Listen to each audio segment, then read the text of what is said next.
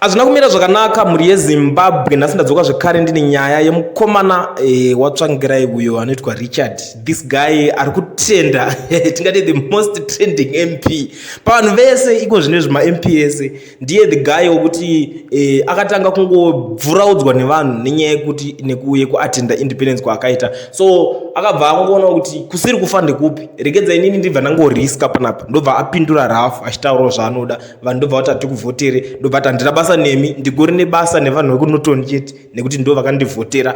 Nekuti vanhu vekunotoni ndo vakauya kuchitonhora vakandivhotera. I'm not sure kuti pakavhotwa kwaitonhora here.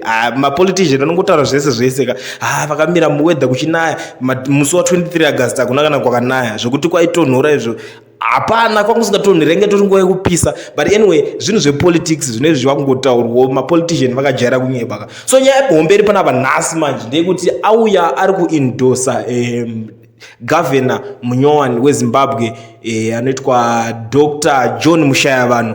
Ari kumuindosa nenyaya dziripo dzemazigisi because Dr. Mushayavanhu anga akadedzwa kuparliament vachitaura naye vachimubvunza mibvunzo yakasiyana siyana, vachimufaira mibvunzo yakasiyana siyana. So pakumufaira mibvunzo yakasiyana siyana ipapo uyu this guy ndo paakazobudikirawo akutanga kumuindosa yachinyora kuti John is a good guy who would succeed in operating in a normal political and economic environment. Unfortunately, our political and economic environment is too toxic for good guys to succeed. Zimbabweans are crying for a stable currency. Therefore, I wish him well. But the funny thing about Banyake Panepa Ati he's a good guy, he would succeed in operating in a normal political and economic environment.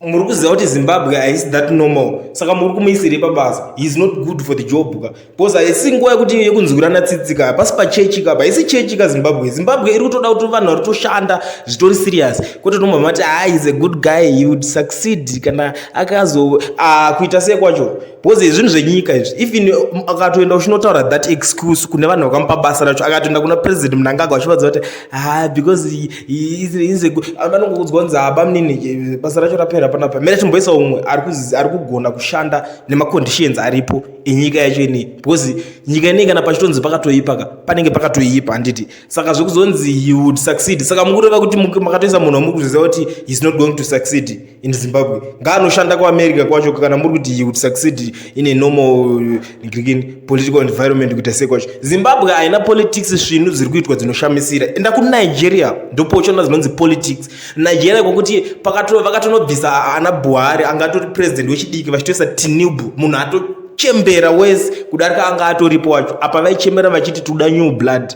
vakatozowedzera kuisirwa oldest, vakatoisirwa sekuru wavo madzitateguru pachigaro. You see, wobva wataura kuti Zimbabwe ine politics dziri toxic. This guy ari kutry by all means kuindosa ZANU-PF, kuindosa vanhu vese vari kushanda neZANU-PF because he knows kuti next round haasi kudzokera paUMP and hapana chichazoitika, haachapinde basa iroro. And ameno pamwe ndo vamwe vanhu vari kupusha futi kuti pasaitwe 2028 elections. Nyaya iri kutenderera iri kunetsa because akabudika achiti muona nyaya yakabuda chinzi vanhu vetriple C vari muparliament vari kurukira kuti pambomira kuitwa zvema-elections, pomboitwa zvedevelopment yenyika. Itsitsi dzechii? Because system yenyika inenge ichitaura kuti panopera 4 years ngatidzokere futi muround, next round poitwa imwe election, next round poitwa imwe election, pachingoenda zvichienda zvakadaro, so that vanhu vanenge vachiona kuti uyu munhu tamuda tamufarira toshanda naye zvakanaka, kwete kuti ma-MP vodecide for nyika yese. Munhu wokuti unenge wakatomuvhoterawo achibva pamasenderainum obva anzi akudecide zvenyika yese,